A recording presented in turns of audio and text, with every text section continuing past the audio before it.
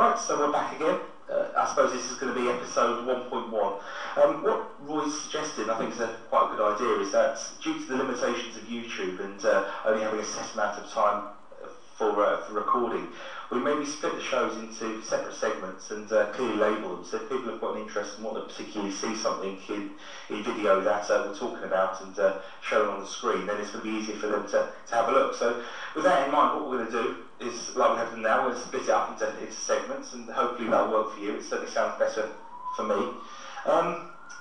And we'll continue having a little discussion just to further test some concepts and give things a bit of a go. So bear with us. It's completely on the fly, this. While we were encoding the last video, I came across a nice little article which we might as well bring up. It's as good a time as any. It comes from the BBC site, but we'll still read it anyway. And this article is a £15 computer to inspire young programmers, and maybe Roy will want to comment on this as well. £15 computer is aimed at getting a new generation to discover programming and I suppose the whole computing hobby.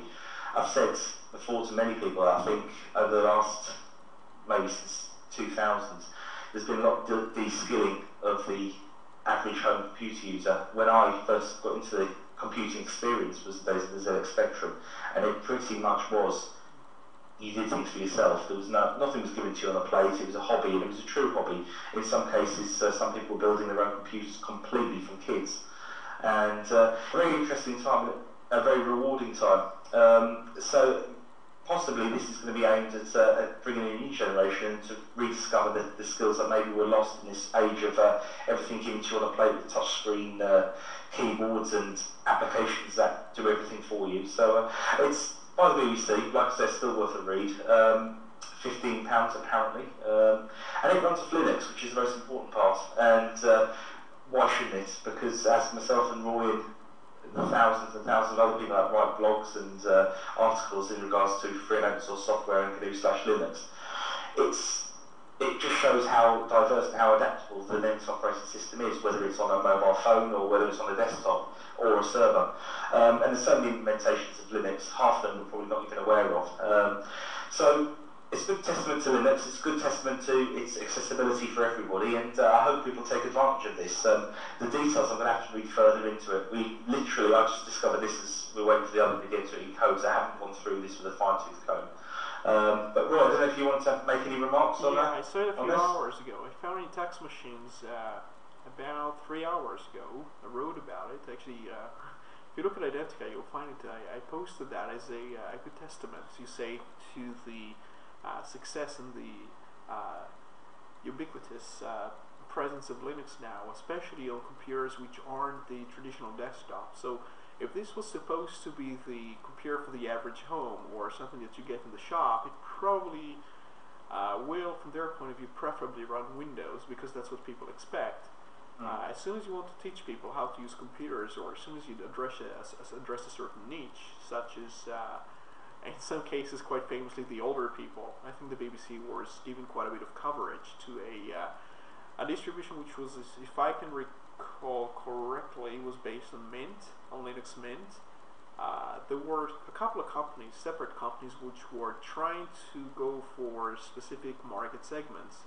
And you probably recall some of the talks, we made some fun about it at the time, talk about selling for about £200 a computer that's supposed to allow people to connect to the internet as part of a project to get people digitalized, or to be.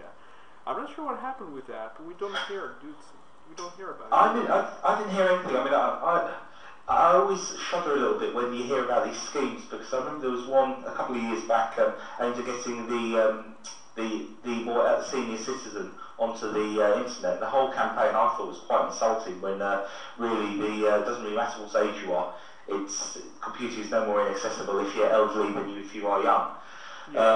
So I remember being quite insulted by that, thinking it wasn't a particularly good idea. I didn't hear much more about that either. So I don't really know. I mean, all I can say is that I can't think of a better way to bring people into the computing world than use Linux. All the things which have made people off computing in the past. I personally grew up on DOS, so I think you're a bit older than me, I probably can say that. what actually strikes me also is older people, if you think of a person who really knows computer pretty well, it has to be a very old person compared to myself. I'm still in my 20s. Lots of people who were putting the foundations for the internet and for computing, in fact, are a lot older people. The person who we had on the previous, or one of the previous shows, called Rusty, who was doing the show, he used the word your grandpa. He said your grandpa is supposed to be the example of a person who doesn't really know how to use a computer. And this was striking. At least he wasn't using both the female stereotype and the age stereotype.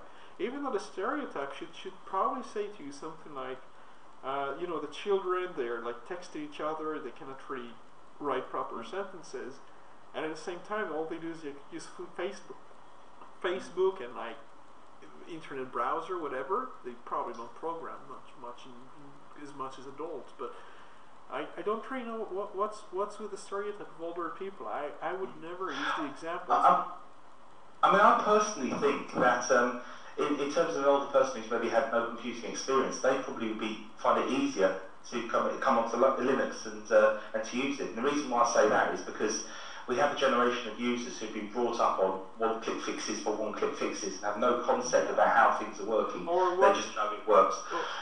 When you get a person who maybe hasn't used computers and maybe is an elderly person who hasn't had any experience or concept of going on the internet, sending emails, they're far more open because they have no misconceptions, no stereotypes, no expectations from previous experience of maybe bad experiences of Windows, for example, or whatever. And I mean, my grandmother, when I was showing her how to send an email, she certainly wasn't a slow learner, and I would argue that she picked it up rather more quickly than somebody who'd been, say, using Windows or another operating system for a long time and got used to the little nuances and issues that those operating systems provided. So, I mean, whilst I wouldn't want to try and suggest that my grandmother turned into a David Braben or anybody like that overnight, she was able to send emails, and she got into the internet, she understood how it worked, and she was able to surf, which is what she wanted to do. So, yes, that was my little 10 pence worth in. But certainly, I'll hold my breath for this one because £15 sounds a little bit too far-fetched for my liking. Did you hear about there is also a promise in India for something to do with well, it probably counts in terms of rupees, the cost, but it's something like a $10 tablet or something, $50 tablet, something of that sort. That was supposed to debut in April of this year, I think, and this is one more example of promises, all kinds of very low-cost computers based on Linux, which promise quite a lot, don't deliver exactly as much as they have the press believe at first, and I think it's given a bit of a bad reputation to all these schemes that are supposed to be like computers for every person. I think the original one was, of course, one laptop per child. Around 2005 or 2004, I think the conceptual project was taking place. In terms of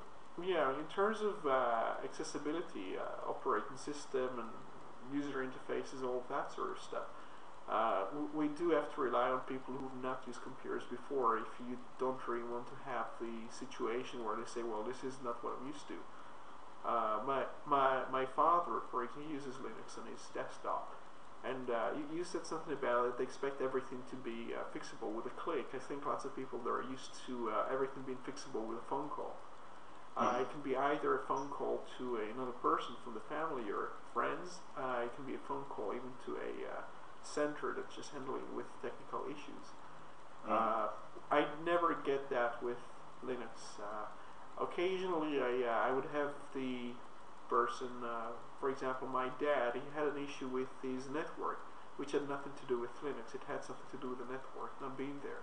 That's actually, and it's quite striking. It's a bit like when you have these stories about data centers and things being, working and operating without any issues for years upon years, and people don't really know what's going on with them for years because they never approach the machines. I mean, here too, I don't expect anything to go wrong, and if something does go wrong, it might be the case that something that surrounds the computer is in fact the issue.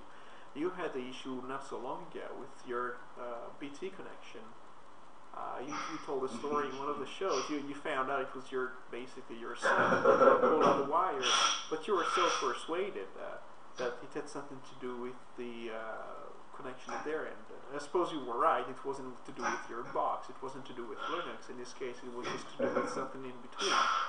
You know what the origin of the word bug was. The origin of the word bug for things not working right. It's in the past, if that's the true story, you'd actually have physical bugs going inside the big computers and causing all sorts of trouble when they go inside the circuits and stuff like that.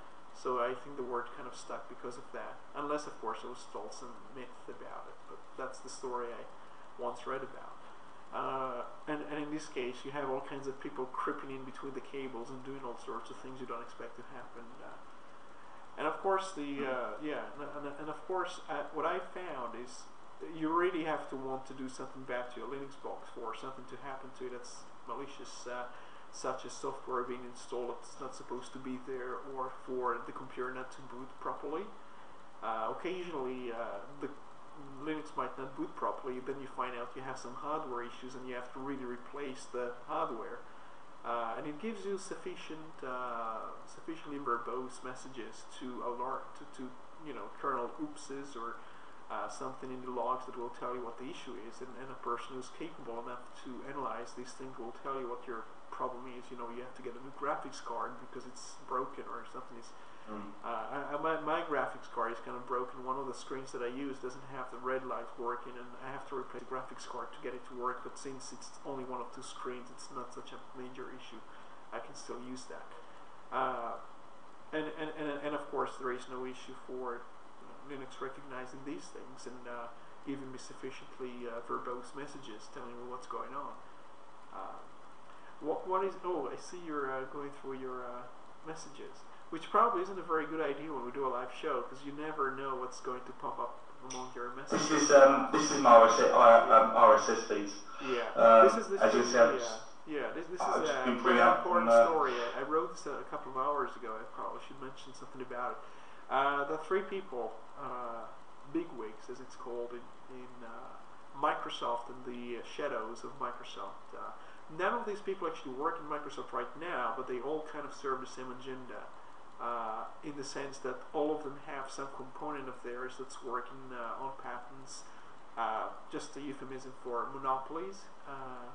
And the main one is Nathan Myhrvold. He's one of the well-groomed people that they assign to be the main patent troll, and the person who collects about, I'm not sure if it's 30,000 patents, maybe he's approaching 50,000 patents now. And what they do is they go to all these companies that have a Linux as well, HTC in this case. I'm not sure if you notice, I know you use an HTC phone, but this person that you see at the top of the screen that you've just scrolled past, that's Nathan, and that's one of Bill Gates' best friends, as far as maybe they are best friends, in fact. And he's creating a hoarding operation of patents. He's a patent troll. He uses over 1,000 what's called satellite companies to do his lawsuits. What happens with him is, if you run a company, and the company is of some decent size, you need to pay this guy protection money so he doesn't sue you or doesn't send somebody to sue you with his patents. So he's created this kind of a racket where almost everything you do with software and hardware, he's going to have some patent on it. Now, don't think about suing this guy, because he doesn't make anything. They don't make any product whatsoever. All they have is patents, and they want your money. And they also target Linux, of course, which is quite an important exception, because in the case of Linux, you'd expect it to be zero cost.